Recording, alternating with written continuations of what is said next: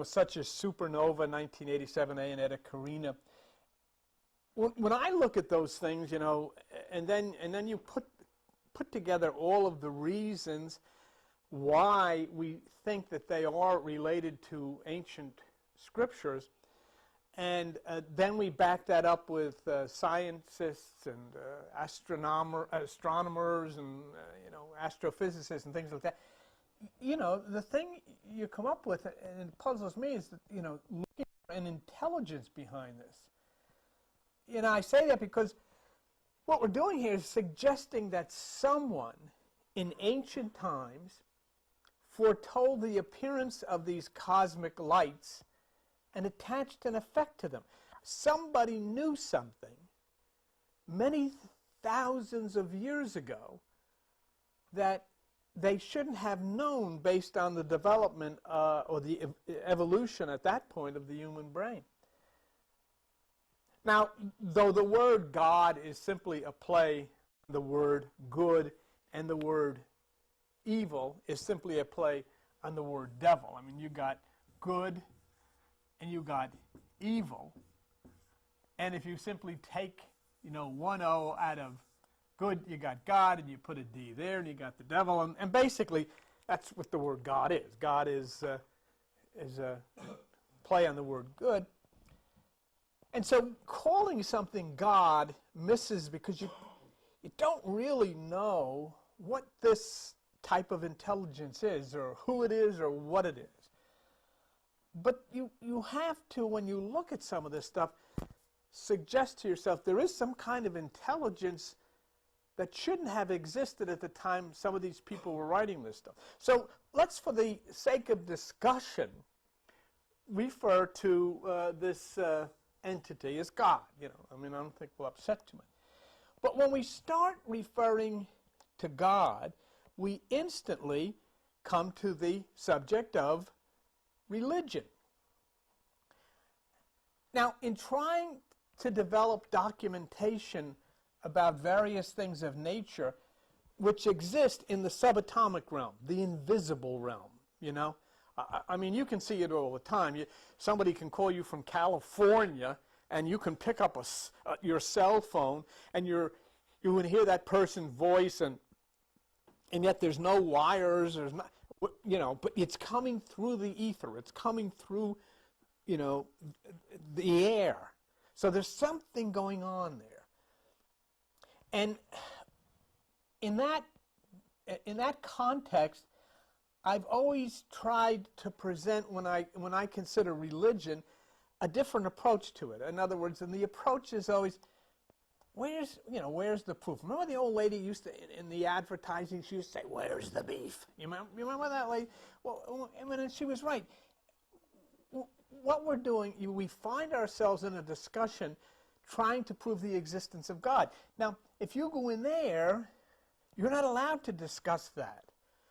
And I could understand it would upset their whole, you know, thing.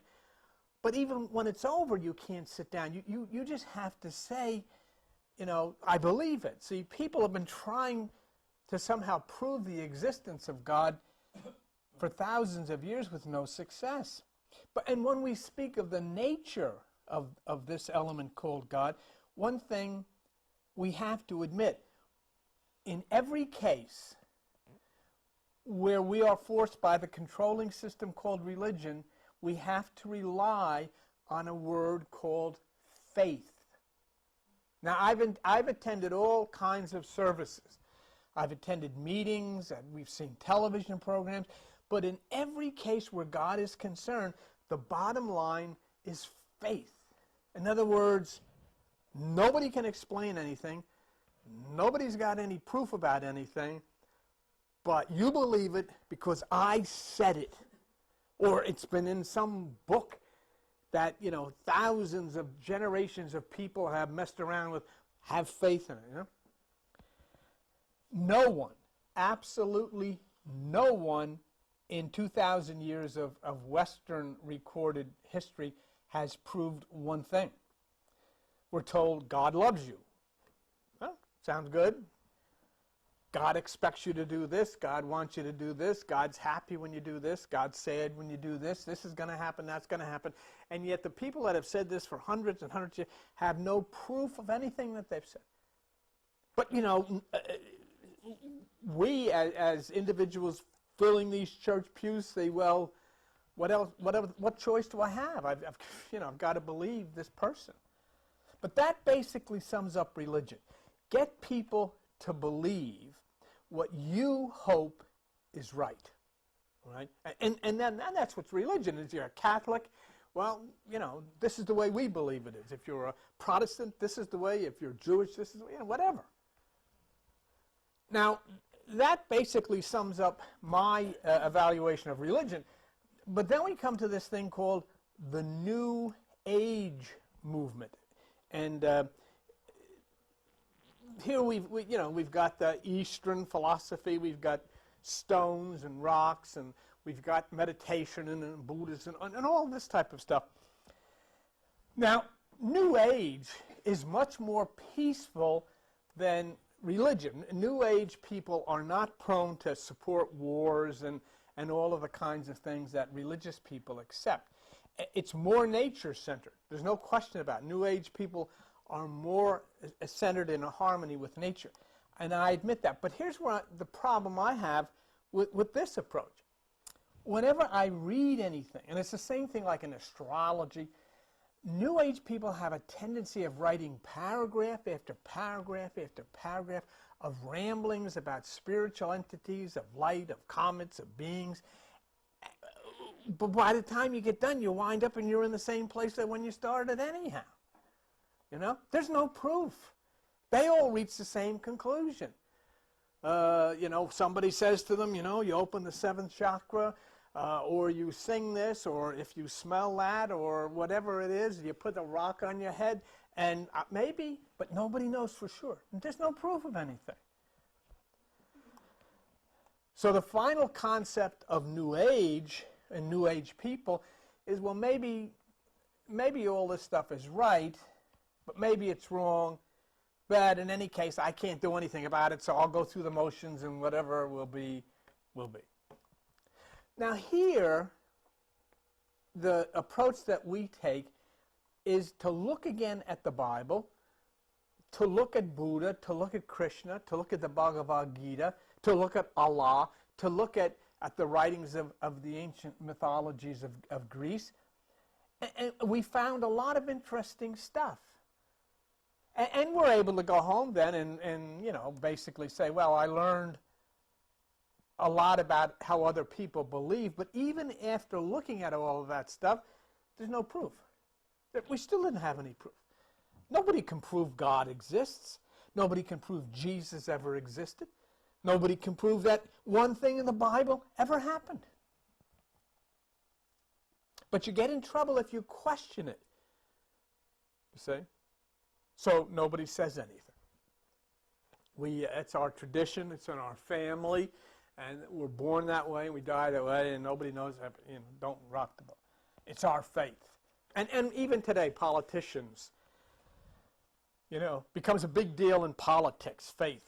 And yet it's so hypocritical because you know doggone well why these politicians are doing this. Not because they believe any of it, but because there's a lot of people who do.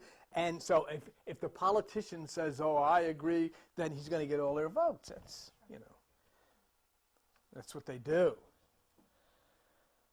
So my development in this life, where I've come so far, was based on a need that I had. And it came to me as a young child because, I don't go into details, but I was very, very small. Really small. I was thrown out of schools, frightened some people, religious people. And it was starting in my head then as a very, very young child that I did not want to follow anybody unless they could prove what they were telling me, because they were telling me a lot of scary stuff, And I always revolted at they were sacrificing these animals and they thought that was okay, and killing people and all of this stuff, so I didn't want any part of it. And I used to tell them, So, they throw me out. But that's the way I am to this day. I mean, I don't want you to tell me something, and don't tell me it's very important if you can't prove what you're saying. Where's the beef? Where's the proof? And at least if you can't prove it, give me a neutral source to what you're saying. I don't want you to refer me to religious books to back up your religious claims. That's silly, And I don't want to be referred to any New Age books to agree with New Age claims. I mean, give me some neutral stuff that is not, a part of either of these groups. See, if your claims are true, if religion is true, or if these New Age claims are true, you should be able to back them up using neutral sources who are not religious or not New Age. It's either true or it's not. It is or it isn't. But unfortunately, what happens in our culture, for the most part, is many people believe what is what they wish it to be. They want Jesus to come riding down, splitting the eastern sky, riding a white horse. They believe it. Moses that stood and opened the sea. They believe it. Eve talked to a snake. Do you see a little thing from Geico now, the Get-Go? He's got an English accent. I mean, and that's okay. That's a good ad. It's a very good ad, very clever ad. Or the duck, what's the name of him? Affleck. And they're good ads, but we all know, well, the ducks can't really talk. And little geckos and snakes don't talk. But once you become a religious person, no, that's the way it happens. God can do anything. Common sense.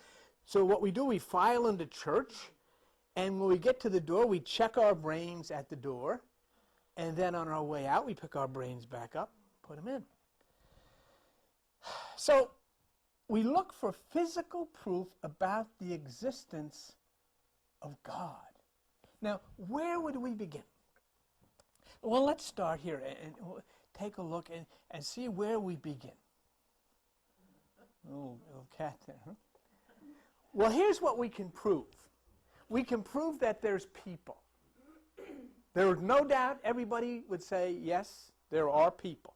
Because you're sitting next to people now. You see them all. There are cats. We all know pussycats. We love them. This is a great picture. I had to put it in there. But there are dogs and there are people with the dogs. So we know all of this. In other words, we know without a doubt there are animals, and we know without a doubt that there are people, and there's something else that we know because we got a picture of it. There is Earth. We know that. Thanks to the astronauts, they took a color picture of it. So we can prove that, I should have had the cat on the other side looking at the dog and saying, what the heck is he doing? So we prove that, and that's the first step. People, animals, and planet Earth, we got it. So that was pretty easy.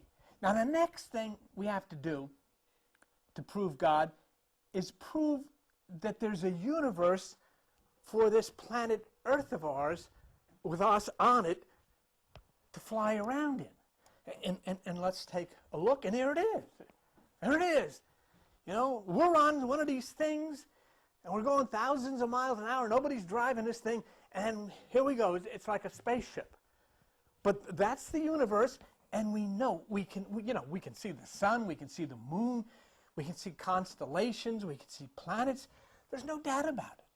There is planet Earth, there is physical life walking around the Earth, and there is a universe, and we have proved that.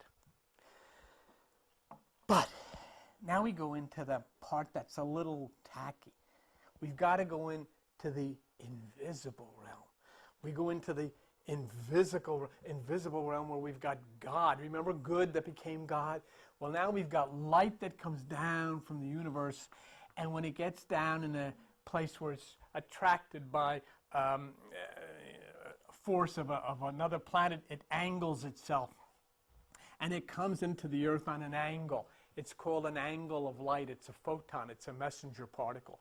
In religion, we call these angles of light angels, messenger particles, okay?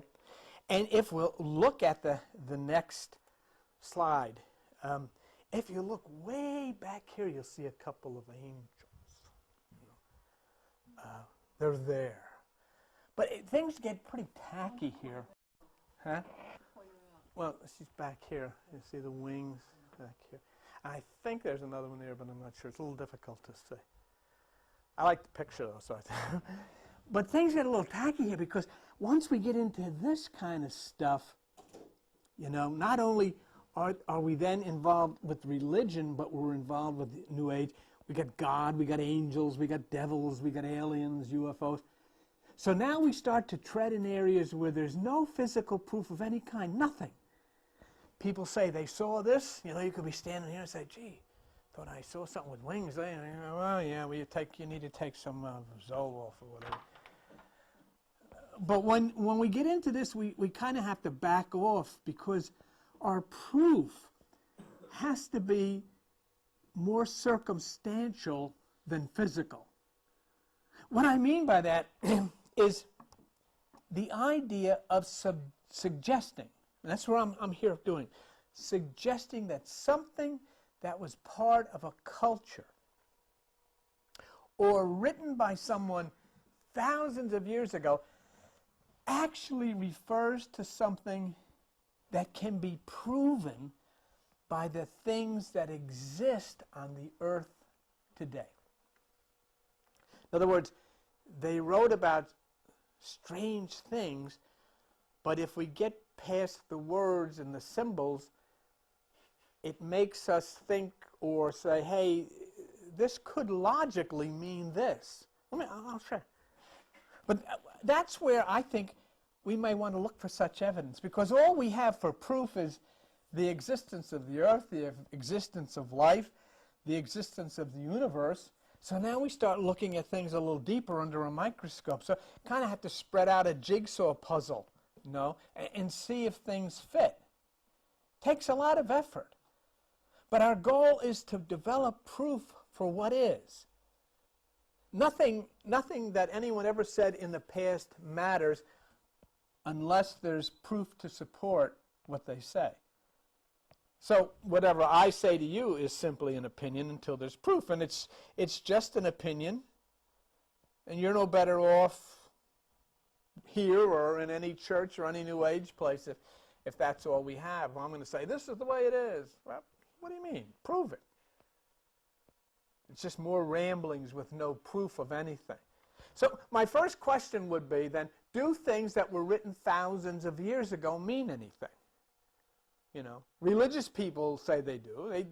They read it, and you know, Jesus walked on water, virgins had babies, and snakes talked, donkeys talked, you know, all this kind of stuff. But they say that's what really happened, and it does mean so. So if I was to take the old writings of the Bible, Krishna, Buddha, Muhammad, of mythology, and so, and say, is it relevant to anything? Is there anything that can be proven with that stuff? You know what the answer is? No. It is all subject to interpretation. Whatever the reader thinks it means is what it means to that reader. But it doesn't prove anything. It just says, well, this is the way I say it. That's the King James Version. This is the New International Version. This is the American Version. You know, all kinds of versions. We all see this thing means something a little different. But you can't simply discount those ancient writings because nothing has been proven up to now.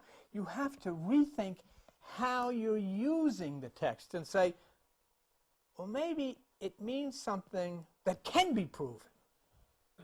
What? Yeah, maybe what was written means something that can be proven. Let me give you an example of a biblical text that says you can prove spiritual things by looking at physical things. Let's take a look. Romans 1:20. For the invisible things of him, that's talking about God, from the creation of the world are clearly seen, being understood by the things that are made, even his eternal power in Godhead, so they are without excuse. In other words, the invisible things that would say, hey, there must be a God, should be understood by the physical things that we can see. And, you know, nobody's ever, to my knowledge, tried it. So that's a religious document saying we should look at physical things. Well, is that true? Can we prove it? No one ever has, but it's worth a shot. We would need some guidance, I guess. I don't know where we would go for this guidance, because we have to take things written by others. That would be the way. If we found others whose credentials can be proved, and then take what they say and match it, you know, with the things that we see now in those old writings. In other words, let's follow the Bible and see if we can prove anything by finding physical things that we all agree are true to back up the ancient words. So, you know, which is okay, but, you know, of course, we live in a very sophisticated society of computers and atomic energy, so, you know, how are we going to listen to people, you know, who wrote when there was no such thing as lights or cars or computers or planes or, you know, how could they possibly tell us anything? They were so, you know, backward. And if they did tell us anything, why would we consider it? Because they hadn't evolved to that smart place that we're at. How? Now, if you take, the story of God. Let me give you there's a story of God, whatever that may be, removing a rib. Genesis 2:20, and caused a deep sleep to fall upon Adam, and he slept. And he took one of his ribs and closed up the flesh. And the rib which the Lord God had taken from man, he made a woman, and he brought her to the man. So a woman was made out of something that was taken from the man. A female was made out of something that was removed from the male. That's what the word said. God takes a rib out of Adam. Now, here's your challenge. Let's change his name. Let's say it's not A-D-A-M, it's A-T-O-M.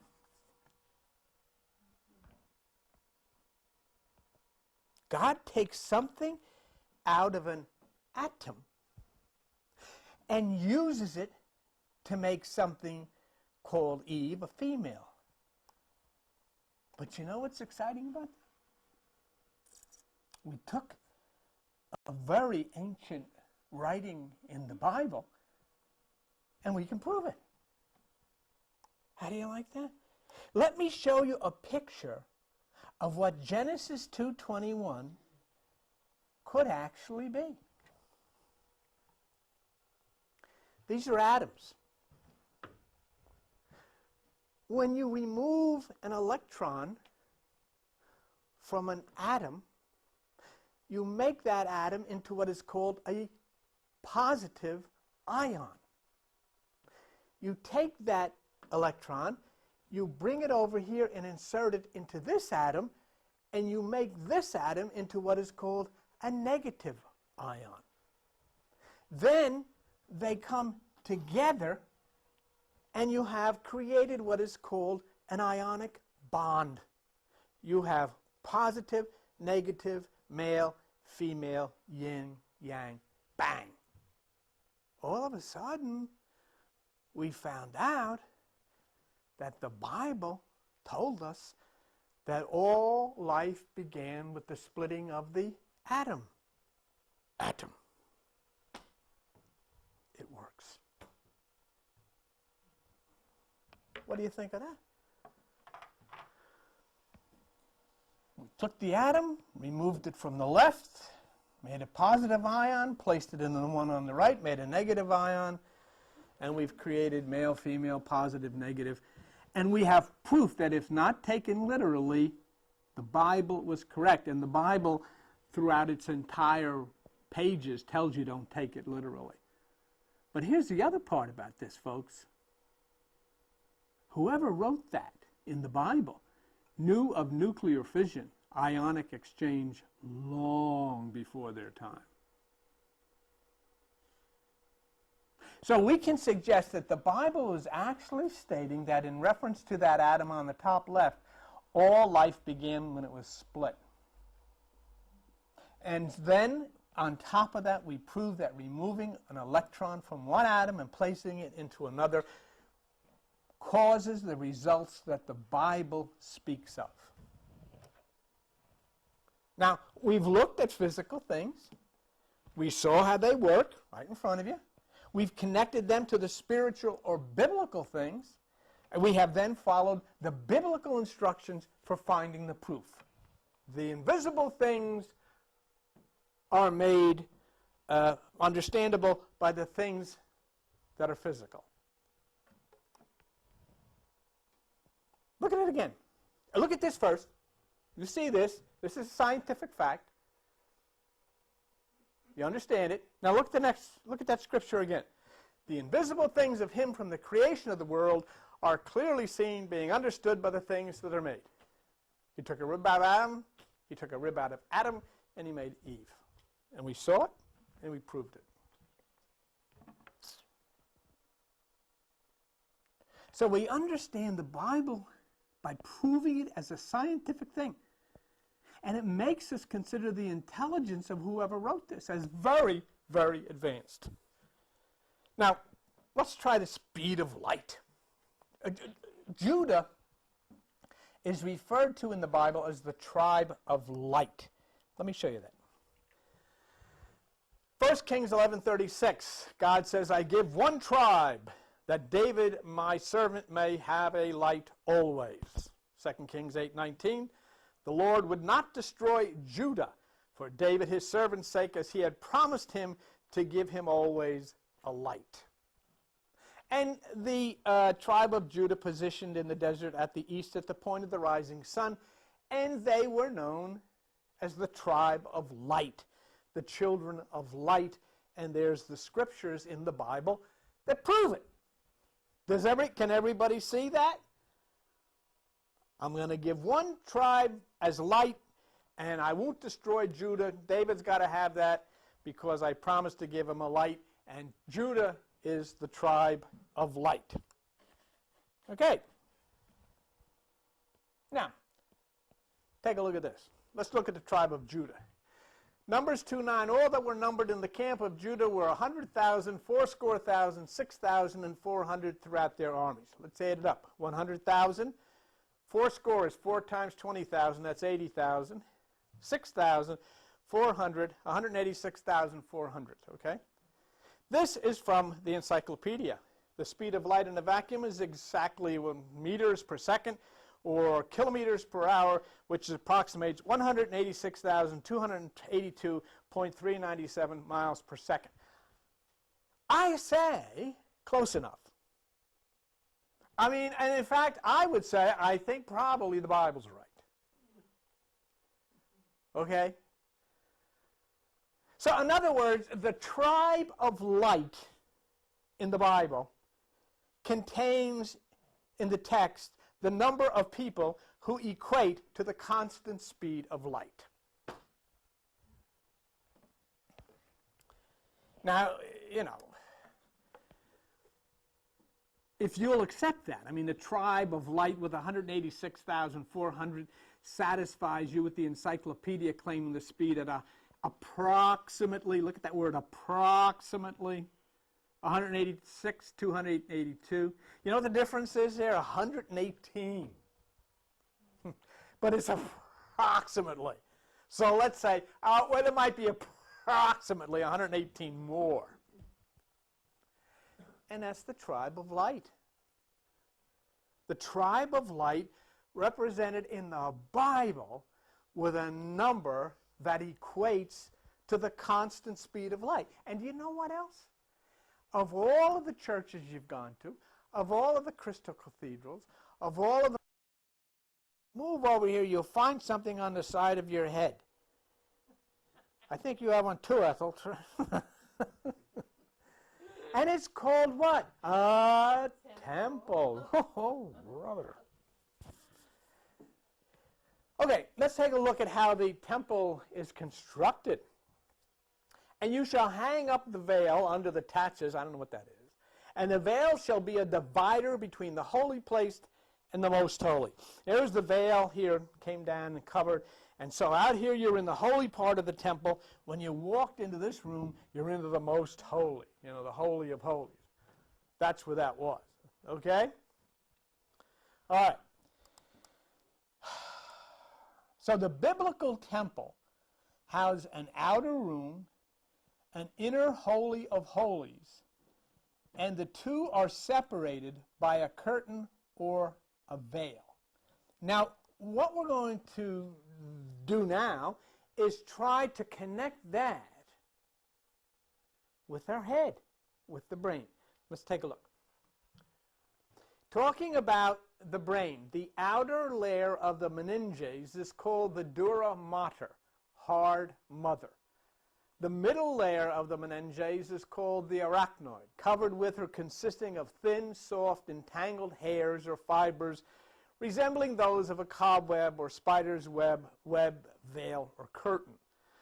The inner layer, the one closest to the brain, is called the pia mater, tender mater. Now here's the way that the encyclopedia shows it to us. You have the skin, you have the skull. Then here in this brown, you have dura mater. So in the Bible, that would be the holy place. Okay. Next, you have the arachnoid or the veil or the curtain. This is in the brain.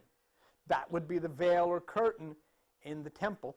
And then right here, you have the Holy of Holies, which is the Pia Mater, tender mother. Okay? I mean, it's pretty clear, pretty well designed and so forth. So the human head, the brain, has an outer covering called dura mater, the inner called pia mater, and the two are separated by the curtain arachnoid. So we have, amazingly, an anatomically correct, when I say anatomically, I mean a correct description of how the body is made, a human brain written thousands of years ago in the Bible, and by not taking it literally, we have proven it correct. And so the question, how did the person who wrote this know so many thousands of years ago? So the question is, who wrote all this stuff? Which has been proven to have definite connections to scientific documentation. It seems that we followed a pattern of considering ancient writers as being an advanced race, and their statements showing links between the physical that we're in now and the astronomical, the cosmic, as being scientifically correct. These three things that we've looked at tonight. Now, if an advanced race was writing this material and they spoke of cosmic events, they would obviously know what they're talking about, I would think. So someone who spoke of nuclear fission, the speed of light, the construction of the human brain thousands of years ago would seem to be beings that should be listened to. Let me show you something. Let's take a look at the flying horse and the human brain. When spoke of in Revelation, it was connected with the white horse in the sky. Let's take a look at this. And then we'll go to the encyclopedias. Revelation 19:11, and I saw heaven open, and behold a white horse, and he that sat upon him was called faithful and true, and in righteousness he judges and makes war. So there's somebody on a white horse coming down to the earth, and there it is, Pegasus. Now, Pegasus is a white horse whose father is Poseidon, makes him a white seahorse, okay? And he becomes sacred to the goddess of memory. He's a white seahorse connected to memory. That's who Pegasus is. That's the white horse we see coming down with a rider on it coming to earth. A white seahorse connected to memory. Now we go inside of your head and we look at the hippocampus of the brain. the hippocampus, the word hippocampus means seahorse, okay? It is a seahorse-shaped formation in the limbic system, which is involved in the storage of memory. So we have a seahorse connected to memory. Hippocampus, composed of two gyri within their white matter. So the hippocampus is a white seahorse. Pegasus is a white seahorse connected to memory. Hippocampus is a white seahorse connected to memory. One's in the sky, one's in your head, and the Bible talks about this white horse coming down with a rider on it. Now, the point is, we have this biblical white horse returning to earth. And all of this, white horse in the sky, white horse in our head, is connected to memory. Somebody's riding that white horse in Revelation, and he's coming back to earth. In other words, he's being sent back to earth for something. Okay? What? Watch what Jesus says in the next statement. John 14:26, the Comforter, which is the Holy Ghost, the Father will send in my name. He will teach you all things and bring all things to your remembrance. The white horse is carrying somebody coming back to earth. Jesus says somebody is going to come back to earth, connected with memory, remembrance, and that which is inside of our head is a white horse connected to memory or remembrance. So there we have the white horse bringing something to earth. Jesus says something will be sent to bring us to remembrance, and the white horse of the brain's connected to memory. So I feel that we have accumulated enough circumstantial evidence in comparing contemporary science with ancient texts to conclude that without a doubt a supreme mind that we call God exists. Now, what we have missed by not paying attention to the strange minds who expressed deep truth concerning life and the universe and eternity behind the coded messages of mythology which make up the Bible. The very Bible that so many cherish and that so many consider the actual Word of God is beautiful mythology written by the strangers from a higher dimension that we understand as classic Greek. I told this story years ago, but it's a very beautiful story of mythology, and I wanted to just show it to you. I can show it to you a little better than I could in the past. But this wonderful story is connected both to Pegasus and the hippocampus. There was a handsome youth named Narcissus, and he was courted by many lovers for his handsome stature, his beauty. But he rejected them all. Because he said he would only consider someone who was as beautiful as he himself was. There was a little nymph. I guess we know where this word comes from. But there was a little nymph named Echo. And she loved Narcissus, and she came to Narcissus, and he rejected her. Not good enough.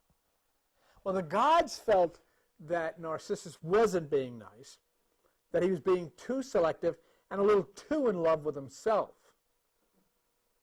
So he was sent to Mount Helicon to find himself. Now, Mount Helicon is where Pegasus kicked the fountain which made him sacred to the goddess of memory. Now, Echo, she had a problem too. Echo was a chatterbox. Her mouth was running all the time. She was talking about everybody. Never shut up. The goddess Hera had had enough. This little, so-and-so. So the goddess Hera struck out at Echo so that Echo could only repeat what was said to her. So she was in distress.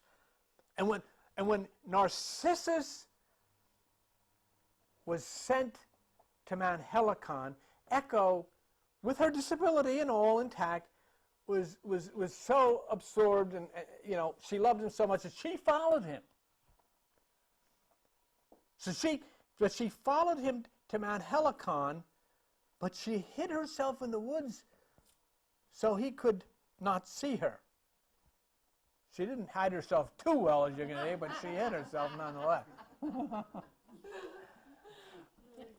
But there's come on, these are beautiful paintings from. But anyhow, there's Narcissus, and here's this guy. There's Echo, and here's this guy Narcissus, and he's staring at himself in the water. He can't get enough of it. And this guy is good looking.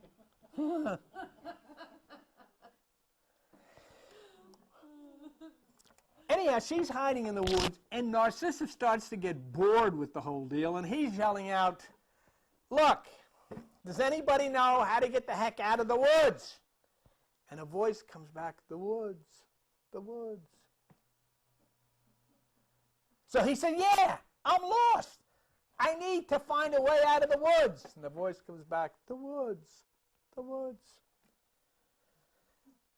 So he's really getting ticked, and he's screaming, and he says, "Don't you understand? Help me find the way out of the woods." And the voice comes back again, "The woods, the woods." So with that, Echo couldn't take it anymore. She comes bursting out of the woods, and she throws herself at his feet, and Narcissus picks her up and shakes her. He says, "You're just like all the other nymphs. Everybody's trying to kiss me and tell me I love you." And she says, "I love you." So anyhow, Narcissus pushes her away, and he goes on her way, and Echo goes back into the woods, and she prays for help. And the gods hear her prayer, and the gods reply to her, "May he who loves not others love himself." And then as we see in the next picture, day after day, Narcissus would just lay there and stare at himself lovingly, at his reflection. But unfortunately, he began to waste away. He wasn't eating, and he wasted away, became very weak, laid there. And just before he died, he screamed out, "Farewell!" And a little voice came from the woods that said, "Farewell, farewell." What happened then was Echo also wasted away because she wasn't eating and lost her strength, and she became lost in the woods. And she became a voice in the woods that you can hear this very day. She will answer you. And when searchers went to look for Narcissus, they found only that. A flower that is now called Narcissus.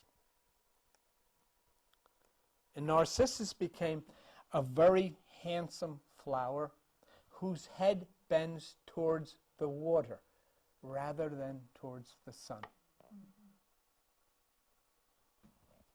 The flower Narcissus is a daffodil, one whose flowers have a short corona and are usually borne separately. And the word narcissism means egoism, love of oneself. I thought it was particularly beautiful that the flower does bend towards the water and not towards the sun. And of course, narcissism is an illness, but you can see what we're trying to build here. It's a contemplation on meditation. See, get what's being discussed here. A contemplation on meditation on one's self that will cause oneself to reach a point of Passover where the flesh becomes one with nature.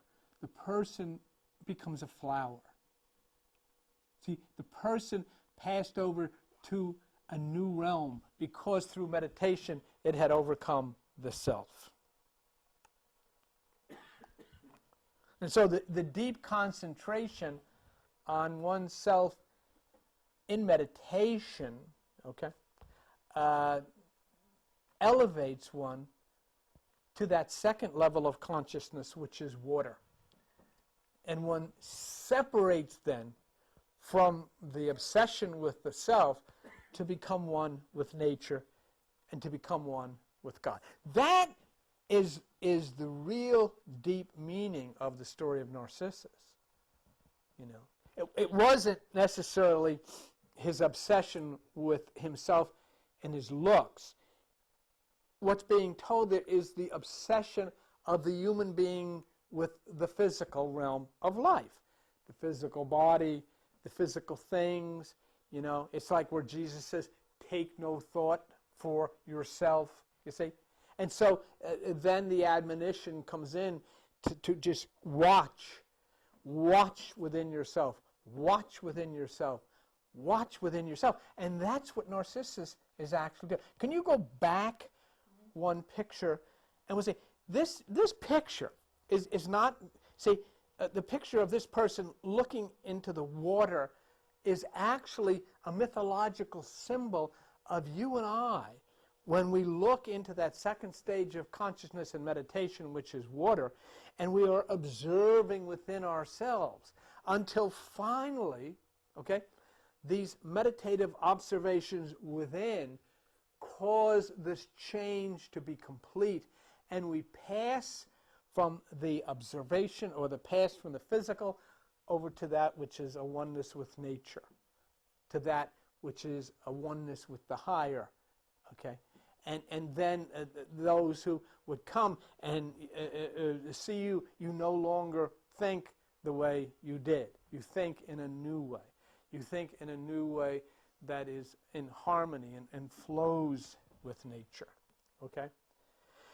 So basically those are the stories, and that's how we arrive, and that's how I arrive at a deep, well, I'm going to look for a word, understanding or absolutely satisfied with the proof of the existence of God or the existence of a higher element of mind or energy in this universe, simply because of the things that we have proven tonight. And of course, there's many other things like that. And then finally, in addition to that, we have sharing together this beautiful story, which takes us to a brilliant understanding of what we start to look for when we read these things. We could read about a young man, he's obsessed with himself, and this girl chasing him around, and all of these things. That's what people in Christianity and so many religions do. They read these stories and they focus on the participants in the stories. They never get to the point of saying, what is really being said here? What does this mean? Okay? There was no Narcissus. There was no Echo. Okay?